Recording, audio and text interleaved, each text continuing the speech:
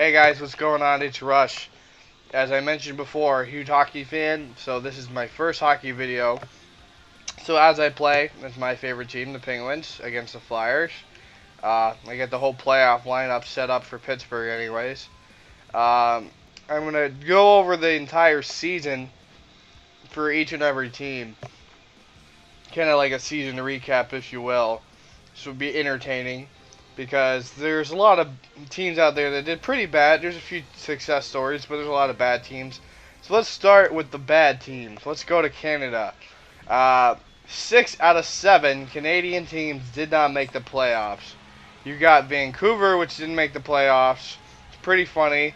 I mean, you got John Tortorella trying to get the Sedins to block shots, which I don't know why you would do that. It's like trying to get your girlfriend to fucking start a bar fight. I don't see it ending very well.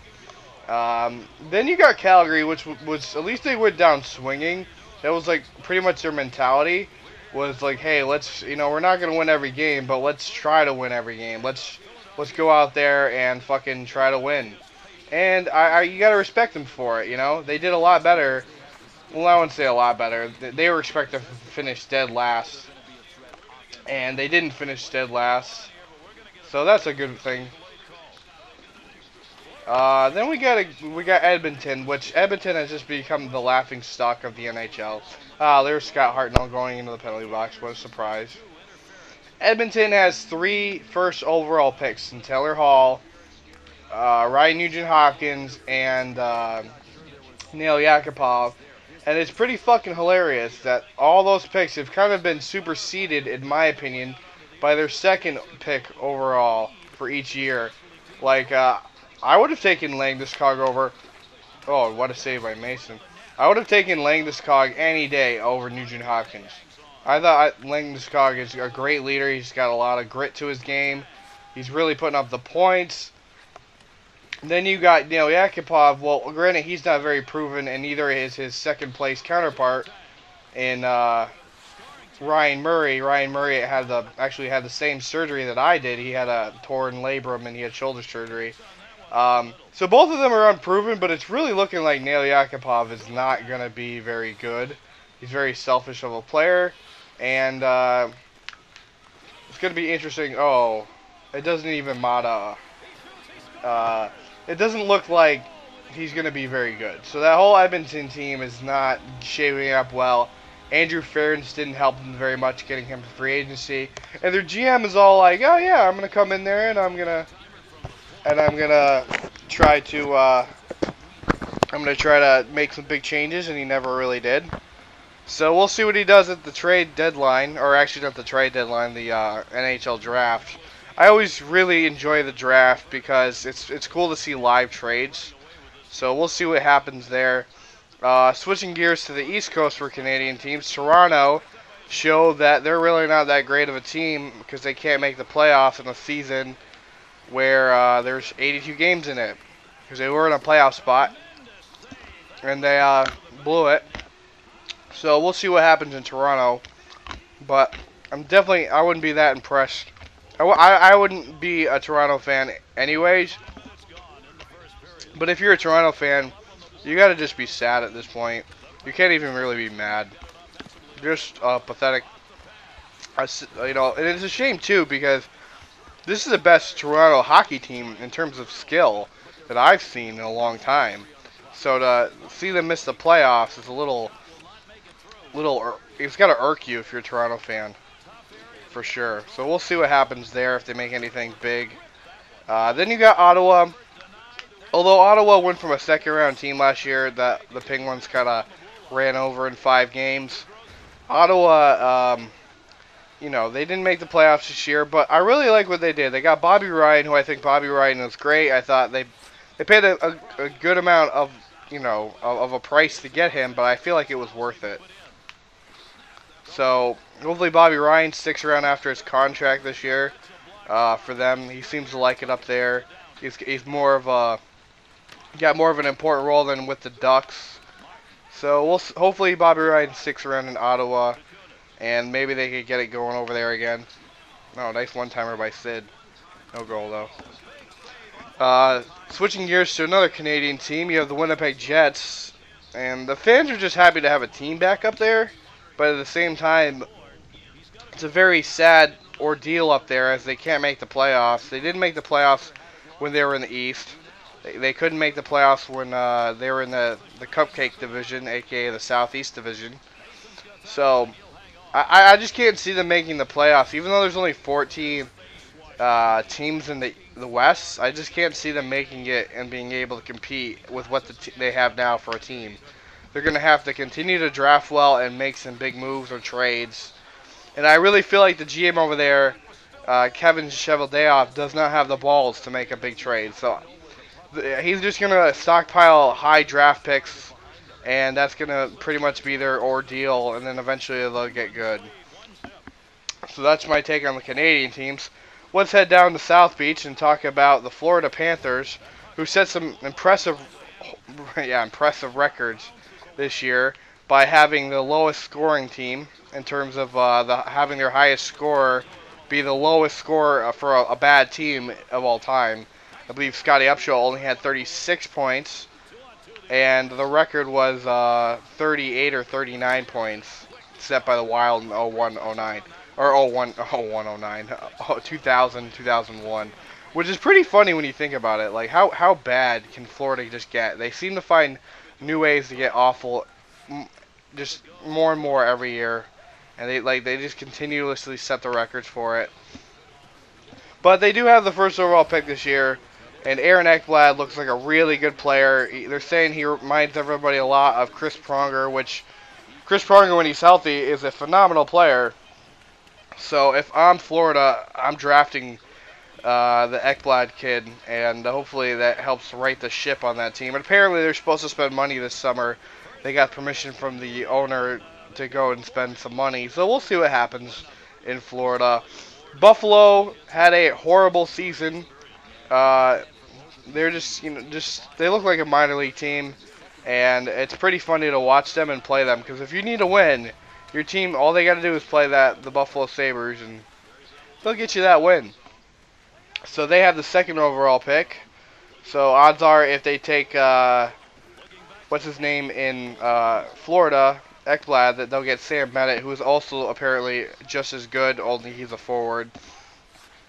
So we will see what happens there. They do have a ton of draft picks, high-end draft picks too. So we'll see what happens there, and if they can start turning the ship around. But I expect them to be just as horrible next year. No one's going to want to play there, knowing that that team can't compete right now. So we'll see what happens over in Buffalo. Then you got the Islanders, who I don't know. The fans are kind of restless there.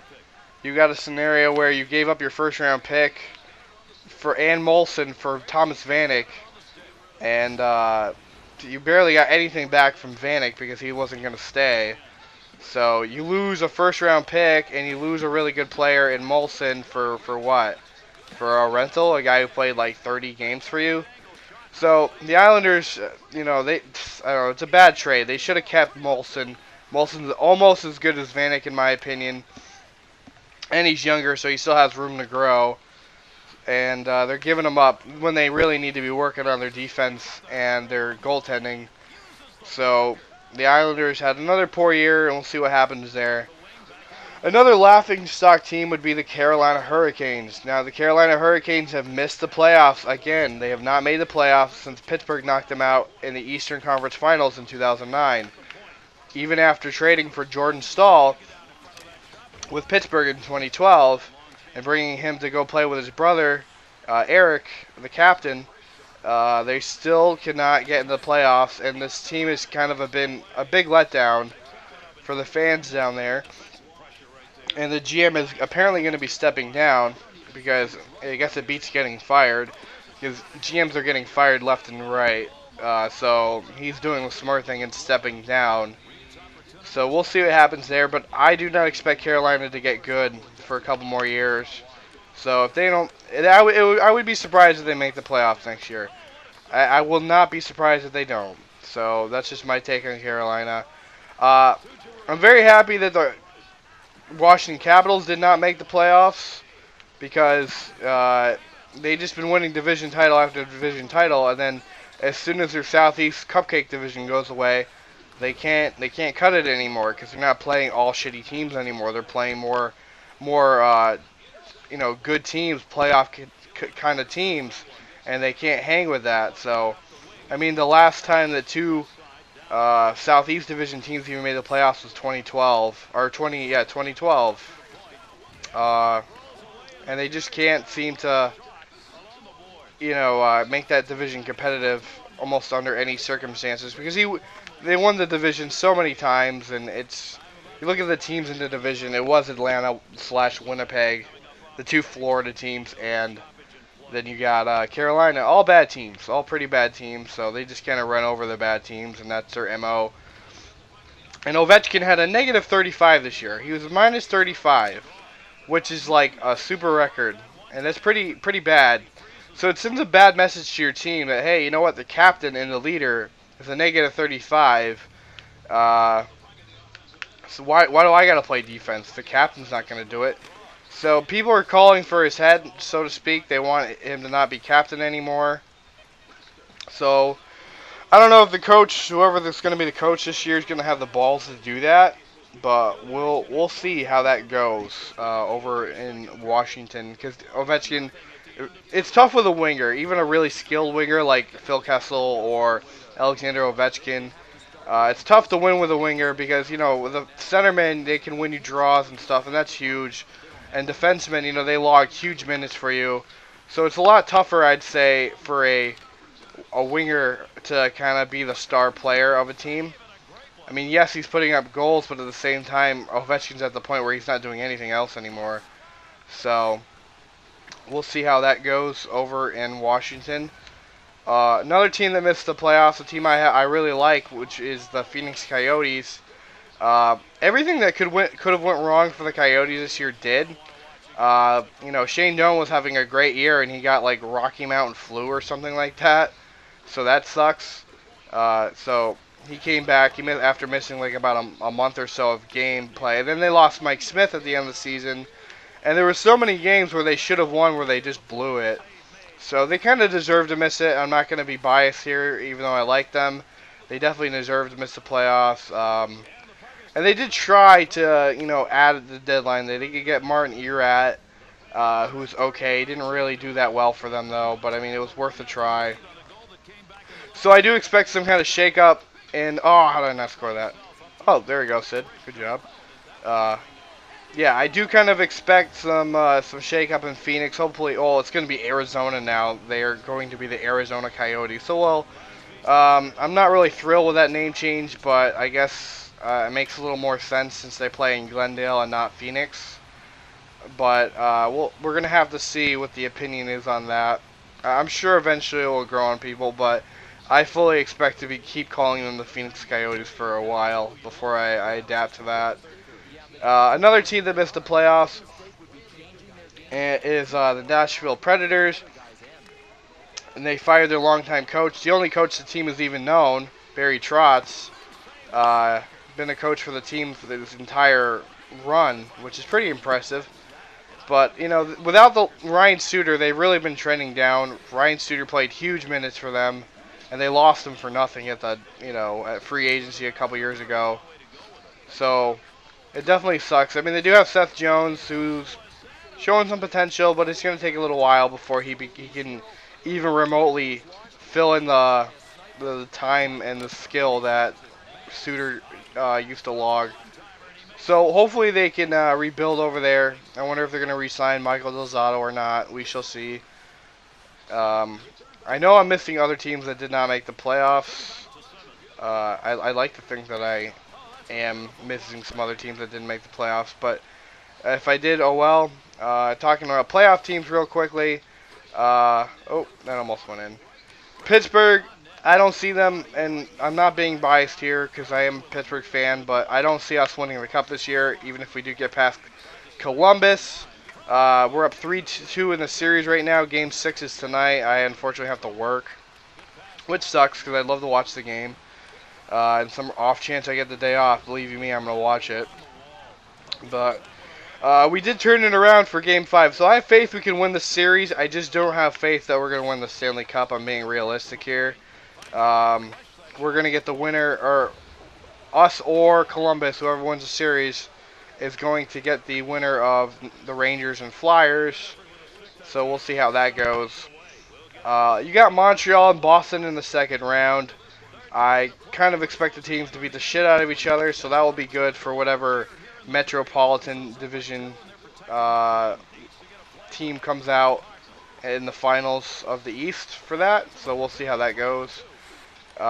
It's pretty crazy to see the St. Louis Blues have already been knocked off after one round. So I don't know. I don't know. I didn't think the Miller thing was a good idea, but it's whatever you're gonna do. It'll be interesting to see what the St. Louis Blues do right there because they are, in my opinion, on the cusp of doing something great. So we'll see if they can, actually break through the mold. But playing the Stanley Cup champs in the first round definitely is not a good recipe. Oh, Fleury, you would let that in, wouldn't you, Fleury? You son of a bitch. Then again, I gotta give the defense some credit here because they all just showed up out of nowhere. Where the fuck was everybody? That's simply how it goes. I do think the Sharks look good this year. Usually they're a team that doesn't, ever come out of the West. But I have faith that they could. You also got the Ducks who could. I mean, they just beat the Stars last night 6 games, so we'll see how that goes.